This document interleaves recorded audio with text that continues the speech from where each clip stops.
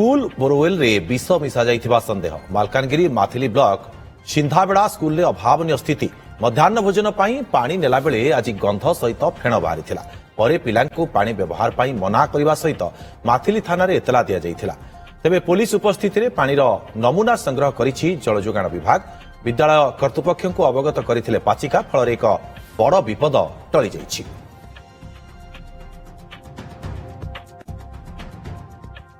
तेबे एक बड़ विपर्य टली जाइछि कहले अत्युक्ति हेब नाही। स्कूल रे अभावनीय स्थिति देखा मिली। स्कूल बोरवेल रे विष मिसा जाइथिबा संदेह करा जाउछि। मालकानगिरी माथिली ब्लॉक सिंधाबेड़ा स्कूल रे एमिति एक अभावनीय स्थिति सृष्टि होइछि। मध्याह्न भोजन पाई पानी नेउथबा समय आज गंध सहित फेण बाहरिथिला।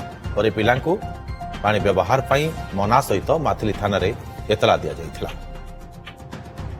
तार परदिन राति किए गोटे पकई देते ये आमर बोरवेल रे भितर हेले काली सकाळे से रांधणा वाला आइला बेलू पानी वाला बेलू बासना टिके बाहर आमको डाकिले आम ये कलु तब सार मन सब आसिले आइला पर सब ये करें थाना को गलु गोटे ये कलु सिल फिल है सब पिला माने पानी टिके दूर होची दूर को दौरान पानी आना तार तदंत चली पानी टिके तार व्यवस्था टिके करंतु करले भल होइथांता। अधिक सूचना पाई जितेंद्र बेउरा आम सहयोगी फोन लाइन आम सहित जोड़े। जितेंद्र प्रकृत में जदि आशंका करा जाउथला विष बोली आशंका करा जाउथला जदि या सत्य हुए निश्चित भाव में गोटे बड़ अघटन को एड़ाई दिया जाई पारिछि।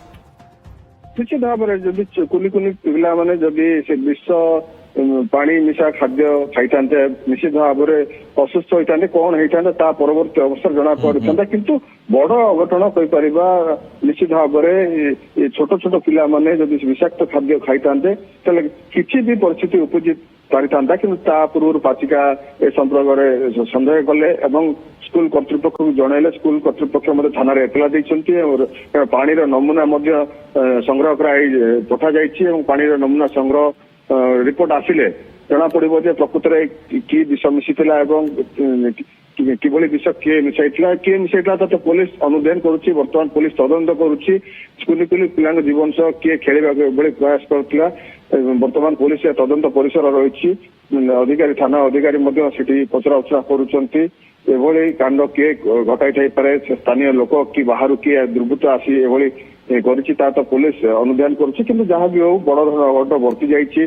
कुनी कुनी पिला जीवन सह खेला जाउथला एवं ए विष खाई निश्चित भाव में बड़ एक अघटन घटी था जदि विष मिशा खाद्य खाई था पानी जदि खाद्य रंधा जाता निश्चित भाव में अघटन घटता जो पानी रे फेण बाहरला पाचिका सन्देह गले सबुदिन परी पानी जितेंद्र पाचिका धन्यवाद देवा पड़ो कारण से सन्देह प्रकट करिसेंती एवं स्कूल कर्तृपक्ष को जणाइसेंती जेतेबेले पानी रे किछि गोटे एमिति गंध तांको आस्थिला आभास।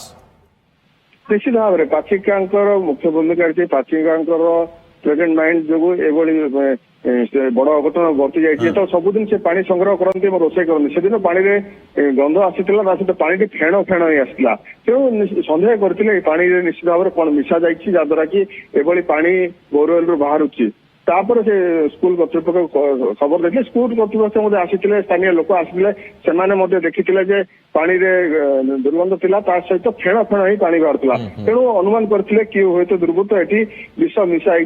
नमूना तो संग्रह करा जाइछि पानीर तेबे ये रिपोर्ट केबे सुधा आसीबो एनै किछि मिलिछि कि सूचना?